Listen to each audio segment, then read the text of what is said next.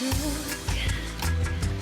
what I want, but you find that everything they've got, you step forwards to my shadow, you are follow in my pattern.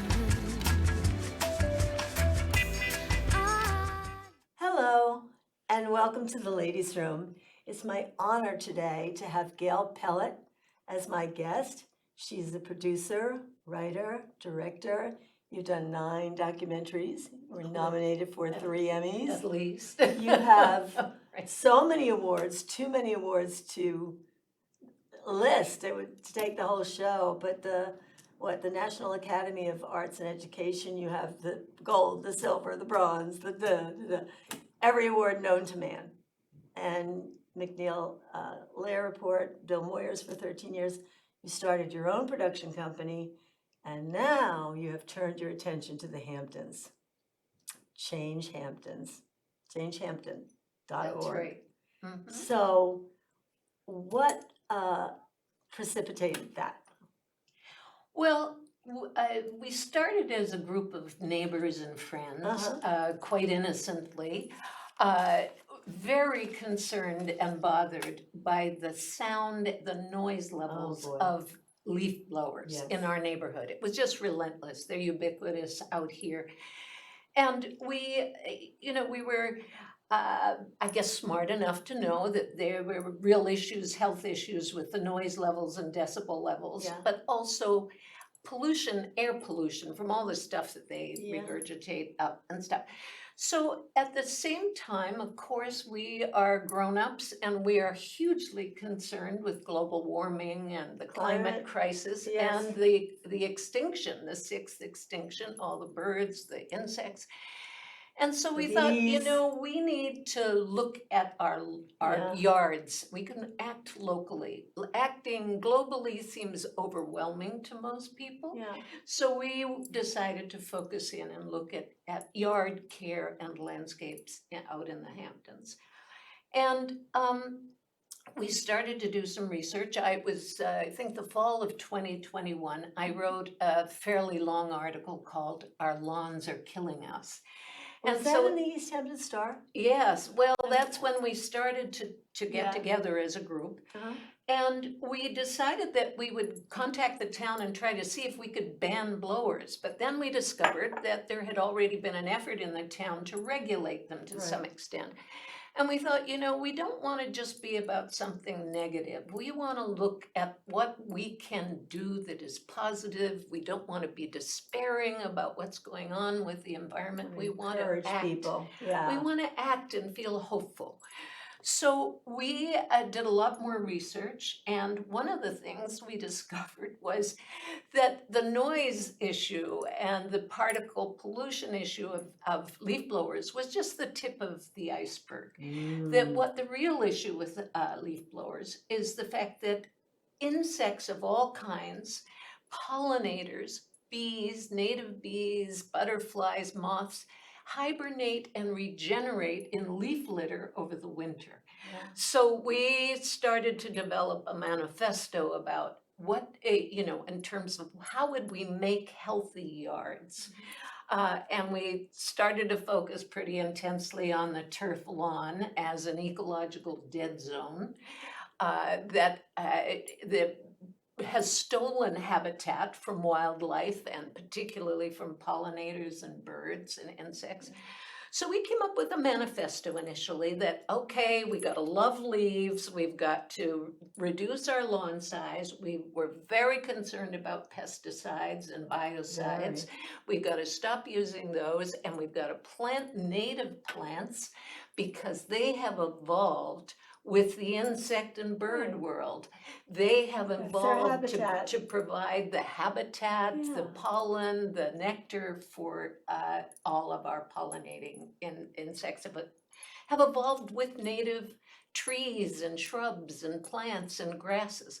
So we began to educate ourselves on this, and we designed a website initially, which is a great website, www.changehampton.org, which has got 10 things you can do right now in your yard. And these were the 10 things. Reduce your lawn. You know, lawns are the biggest water crop in America. They use more water than What was like agriculture does. 300 trillion or something? Oh, it's huge. The numbers, we can't wrap our minds can't. around the amount It's of water impossible. that is wasted on turf lawns because they. And we have lawn they- shaming out yes, here. Well, we'll get to In that. Suffolk County Well, it's used, what, huge. 6.5 million pounds 70 of pesticides? Well, the pesticide issue is another issue, but Oh you know, my getting back to God. the water, 70% of the water, the Suffolk County Water Authority will tell you this, 70% of that huge summer usage of water is about Lawns. landscaping, is irrigating landscape and Golf lawns, courses. golf courses and Lawns. lawns of all kinds. So we began then also to do a lot more research about pesticides, and we discovered, of course, that report that came out from the Department of Environmental Conservation that showed that Suffolk County uses more pesticides than any other county in New York. In 2021, I think it was, they used 6.5 million pounds of pesticides in this county alone. And mostly on the we're east not, end. we don't have as much agriculture here as some of the upstate counties do. So that pesticide use is really being focused of on balance, people's yeah. yards and lawns and golf courses, as you said.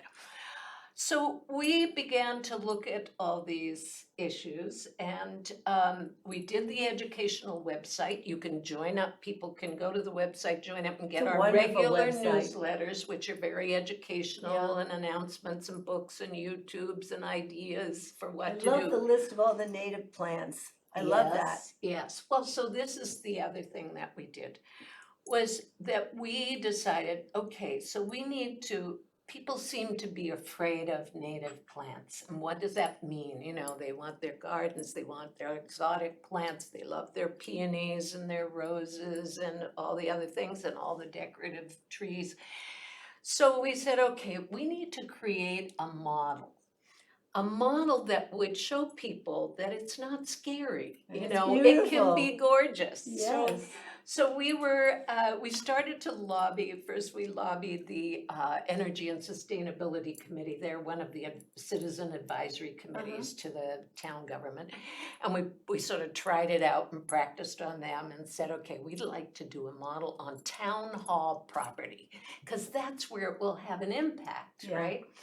And we started to look at, if you've been to Town Hall, East Hampton Town Hall here, it's got huge turf lawn, fields of turf lawn near the parking lot Right. and the entrance to the Town Hall. And the buildings are charming, so The the Vera gardens. historic buildings are Yeah. beautiful.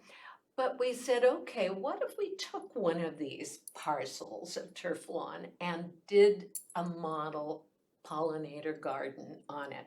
So we lobbied town government. We presented our idea with the support of the Energy and Sustainability Committee. They supported us to go to make our presentation to the board, and by May of 2022, that's when we did that. And then it took some months to wrangle out a relationship with the town in terms of, who's gonna pay for the insurance and, what's involved and do you need who's gonna insurance for a maintain garden? it, right? And Yeah. well, somebody gets stung by a bee and gets a Oh. terrible reaction. Somebody who says, my child got bitten by a tick and he's now seriously ill. You do have to protect yourselves against all kinds of events. And the town, of course, as you know, is fairly experienced at that. So we worked all that out so that by last fall, October, we had our groundbreaking. We found a designer, a wonderful designer, through our mentor, Edwina von Gaal, who I'm sure you know and probably had on this program. Anyways, so Edwina recommended that Edwina had two recommendations for us. She said, I wouldn't do it there. There's too much mugwort.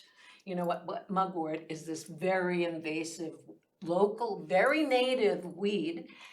during pre-colonial times, It's all indigenous around the parking lot, it's not indigenous around the folks buildings. used it, it had medicinal value. Yeah, But for sure. landscapers, it's considered a blight because it has so many seeds that Yes, spread it's very easily. really invasive. So she said, I wouldn't do it, there's bugwort. But she said, if you're going to ignore me and go ahead, please convince Abby Clough Lawless to be your garden designer.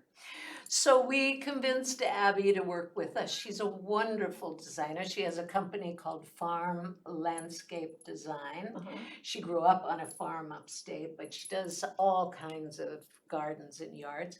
So she took this parcel that right in front, the front door, about 3,000 square feet, was all turf lawn, and she did a design of making about 6 or 7 beds, large beds, and leaving a central area of lawn where we could put a picnic table and have a Little tree or pathway. two and Yeah. have pathways through and some social space in the middle. Yeah. So she did a brilliant design and rendering. And then in November, the beginning of November last year, we worked to have community volunteers come and prepare the beds. Did you do the for lasagna overwinter. thing? We did the lasagna That's method. hysterical, I watched the video, it's so great. So teachers and students from the Yeah. middle school and high school, East Hampton Middle and High, came out in great numbers and helped us. They first of all, they gathered and saved Cardboard all and the paper. cardboard. And we laid the cardboard out on the turf lawn design of these gardens. And then you put on top of that Earth. mulch and compost. And so they helped us rake all those. And it's free Abby- at the dump, isn't it? the Well, mulch? we got a lot of that from the dump, Uh-huh. yes. And so you I don't have to think be. people know you can go to the dump and get mulch for And free. get mulch and stuff. You have to be a little careful Because it because has you weeds could, in it. well, there's that, there will be weeds in it for sure. But you have to be careful on the mulch, what kind of trees have been chopped up or wood, if any of it had been treated or not, you Oh, know, so it might have uh-huh. chemicals in it. But we used all this stuff, we did the beds. And for Abby, it was a bit of a first trial of that method. Uh-huh. You know, she worked Did for she a lot already of know things. about the lasagna thing? I think she had heard about it, but Yeah, she I wasn't was sure to really trust it. surprised, yeah. Because the idea is that it will suppress the lawn and the weeds Right. over winter. We And did it this to be decomposes and it turns into mulch in and by fall. spring, we had this beautiful earth to plant in. Wow. And the lawn had, in those beds was gone, you know, it was Right. suppressed. And so we waited until what I kept thinking was late. This is late to plant, isn't it? Mid-June, Father's Day, right?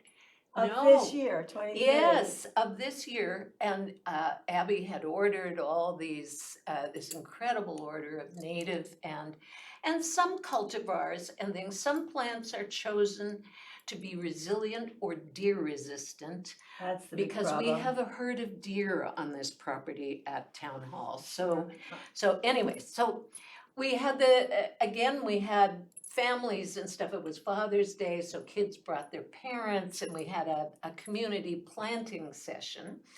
And so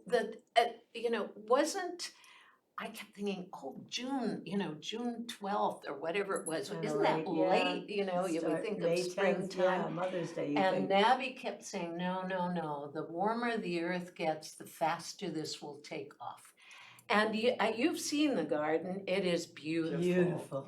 And so our idea with this garden was that we would strive for 70% native plants. Yeah. Kind of copying Edwina's idea where she's got a part of her organization called 2/3 for the birds.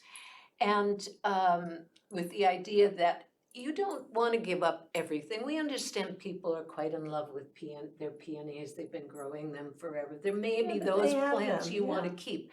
But to keep adding more and more natives. I was amazed how many there were. Oh, And yeah. a lot of them are deer resistant. Well, You say deer tolerant. yeah, What's deer, the difference deer between? tolerant is a thing because, you know, the deer The don't deer eat get up everything. every morning and look at the computer and say, oh, that I'm not supposed to be Yeah. eating this. On you my know? property, they eat everything. Right, All so my they trees do. are trimmed up so beautifully, and I didn't do it. The Well, deer did it. So this is an issue, and there's various controversial thoughts about how we deal with the deer, but we did try to plant, Abby has a lot of mountain mint and grasses catmints keep the- around the yeah. edges.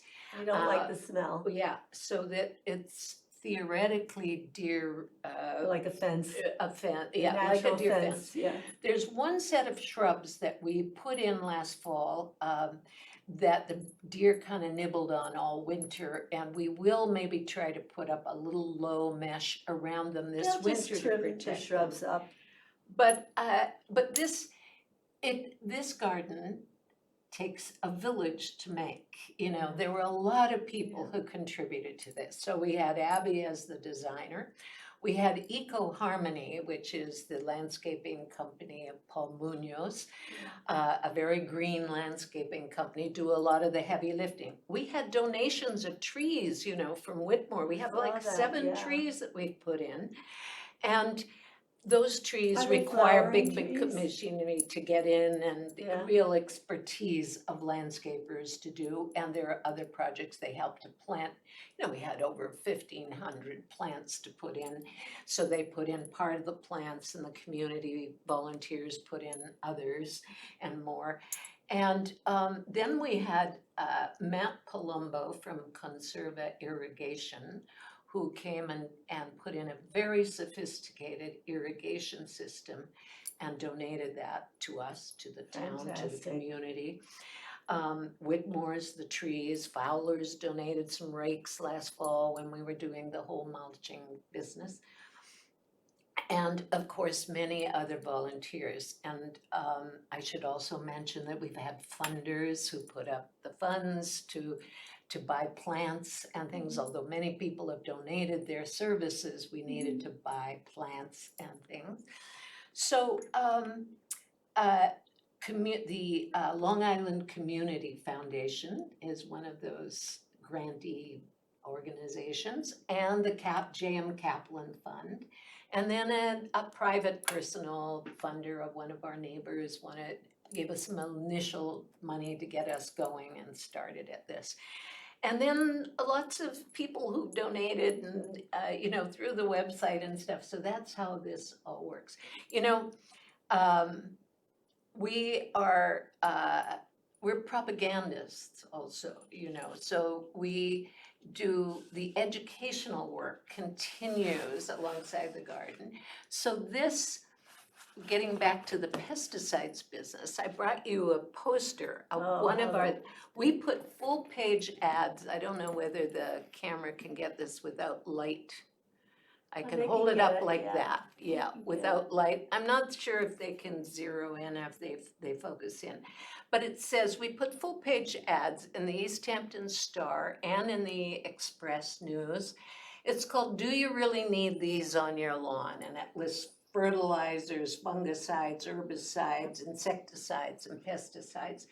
And of course, it's a glass of water, which implies it that gets we down into our don't water know, table. quite frankly, getting back to the pesticide business, there hasn't been enough research done to know how the different leaching capacities is for all those different pesticides. There are 1,700 different pesticide products used in Suffolk County. I'm shocked that Home Depot has a big display of Roundup still. Yeah, And then what, Bayer bought Monsanto or something, so now it looks like you think Bayer asked for it, but it's still pesticides? Yeah, under well, the name Bayer Bayer? bought a lot of lawsuits. You know, they have been paying out in the millions Yeah. in Why don't lawsuits, they get it? right, around this. Well, the EPA still has not banned Roundup. Europe, County. Europe has, Canada has, Yeah. the EPA has not. And you can ask, you know, I think you need to ask some profound questions of who the EPA serves. Are they really, do they have the public's interest in mind, or are they lobbied heavily by the chemical They're industry? lobbied heavily. You know, we don't know. There's a lot of unknowns here, but things that we all need to inform ourselves more about. Yeah. I think that, They voted down the Clean Water Act just recently. It's not gonna be on the ballot. I mean, come on. We have a single source aquifer right, and all these exactly. pesticides. Well, leach this is what down. our concerns are, you know, that the Suffolk County Water Authority, and there are meetings going on in the different hamlets with SCWA because there are a lot of concerns about our single aquifer and our drinking water because, of course, they discovered the forever chemicals that come, a lot of them right from the Superfund site right at the airport, Yep, very the close airport, by to this TV, LTV studios. And so, what, you know, it's just the unknowns and that so we wanna promote, we hope that local students who are graduating from East Hampton High will go on and study chemistry and environmental sciences and do the kinds of research that we need. How do these different pesticides and biocides leach through the earth and the groundwater, et cetera? We know the forever chemicals are already profoundly in our drinking water. Suffolk County Water Authority, despite the fact that 1,700 products are used in Suffolk County, they only test for about 400. Wow. And it takes a So- year when you have your water tested. Takes months for them to come and get the sample, and then a full year before you get the report. You pay $100, and it takes like 15 months to get the report. Wow, yeah. Well, the last time, I mean, I called them, they weren't even set up to come out and test, I did it a couple of years ago. Yeah. Yeah, because we have a So- well, we'd have well water. Oh, well, you And know, I well drink it. water, I- yeah, I- and that's, My daughter will only drink through a Brita, but I just have Yeah. always drunk the well water. It's so good. yeah.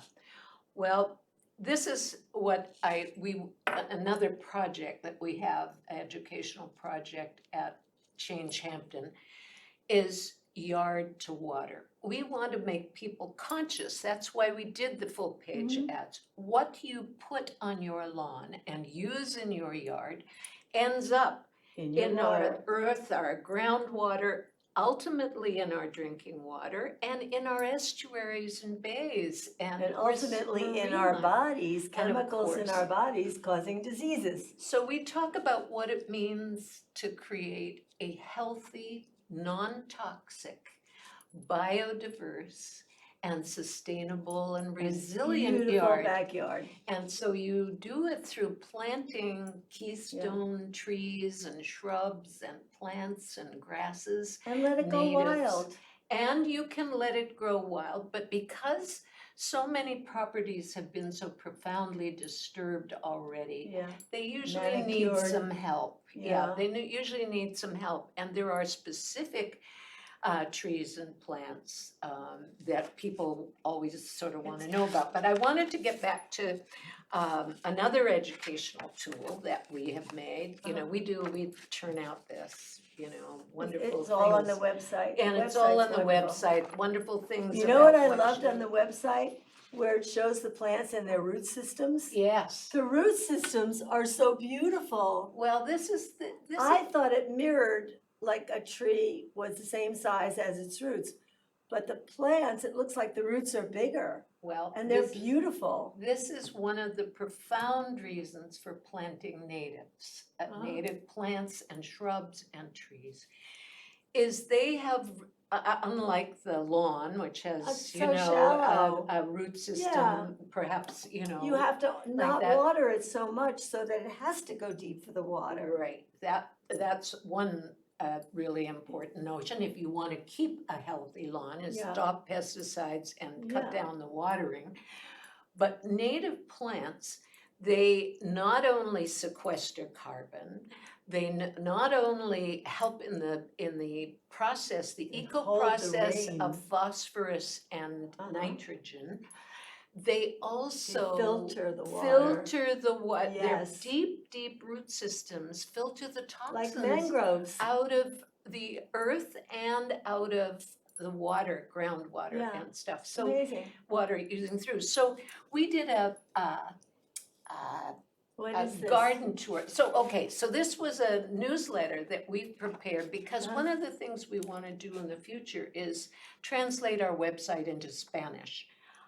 Because, you know, yeah, we sure. are a bilingual Yeah, yeah, community yeah, out sure. here. You know, more than half of East Hampton High School is Spanish speaking or Yeah. have Latino roots. And so many of the people who own and are hired by landscaping companies are Latinos and speak Spanish. We want to be able to reach out to the landscapers as well. So we created a leaflet that is bilingual, English on one side, Spanish on the other, with our sort of manifesto of things about lawns and pesticides and health and, you know. Is there a Non-toxic. website where, like, if we look at the native plants and we decide, oh, I want that and that and that and that and that, is there a particular website where you can go and order these things? Well, Or do you need there's, to go to a nursery out here? Because well, I can't find finding- those things at nurseries out here. This is one of the huge challenges to our efforts, actually, is trying to convince the local nurseries To carry from, native you know, out the plants. whole of the South Fork to Yeah. have more selection of native plants.